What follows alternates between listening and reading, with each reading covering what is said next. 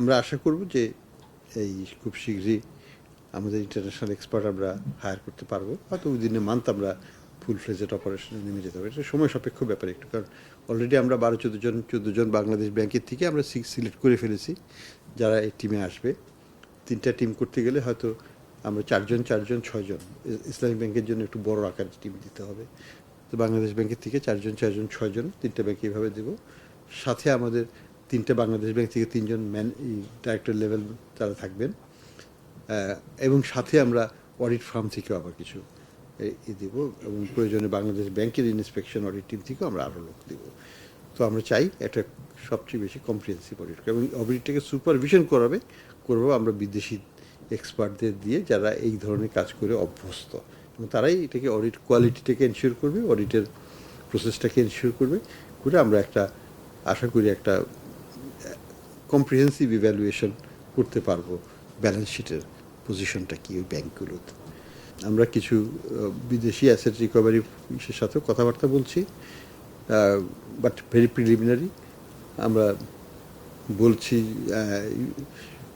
আমাদের ডেভেলপমেন্ট পার্টনারদের যে একজনকে দিতে, যে আমাদেরকে গাইড করবে যে বিদেশি যদি ফার্ম নিতে হয় কোন ফার্মকে আমরা নেব, কাদের এক্সপিরিয়েন্স ভালো, আমরা তো জানি না, আমাদেরকে তারা একটা ইভ্যালুয়েট করতে সাহায্য করবে যে এই 5 জনের মধ্যে এরা ভালো হবে। তো রিকমেন্ডেশনগুলো করার জন্য যেভাবে ইন্টারন্যাশনাল কন্ট্রাক্টে যেভাবে করা হয় সেইভাবে আমরা একটু হয়তো 2 সপ্তাহের জন্য এসে তারা অ্যাসেস করে দিয়ে চলে যাবে।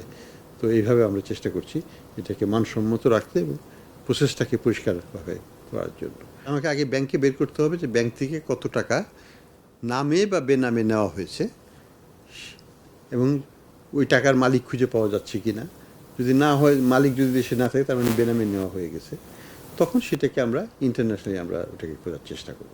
আমরা চাচ্ছি যে যারা একটু বড় কেসগুলোকে আগে অ্যাড্রেস করার জন্য, আর সিস্টেমিক ইমপ্রুভমেন্ট করতে হবে ছোট কেসগুলোকে।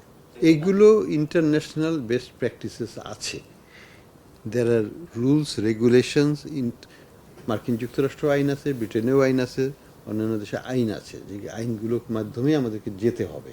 যেমন মালয়েশিয়ার 1 AMD শুনেছেন, টাকা নিয়ে $1.5 বিলিয়ন মতো নিয়ে চলে গেছিলেন, তাদের ফর্মার প্রাইম মিনিস্টার এটার সাথে জড়িত ছিল। সে টাকা তো তারা পুরো ফেরত নিয়ে গেছে।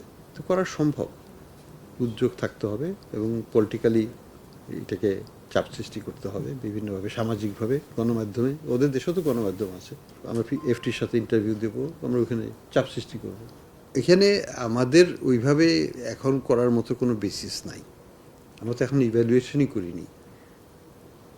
কাজেই আমি কি করে বলবো যে মিস্টার এক্সের কতখানি ঋণ খেলাপি আছে না আছে, এটাতে আমরা এখন ওই পর্যায়ে যাব না। এটা সরকার পলিটিক্যাল কারণে যেসব সিদ্ধান্ত নিচ্ছে সেটা সরকারি সিদ্ধান্ত, সেখানে আমাদের ওই ব্যাপারই না। আমরা যেটা করেছি, কিছু চিহ্নিত ব্যক্তি পরিবারকে আমরা হয়তো তাদের ব্যাংক অ্যাকাউন্টগুলোকে ফ্রিজ করে রাখা আছে, এর বাইরে আমরা কিছু করিনি।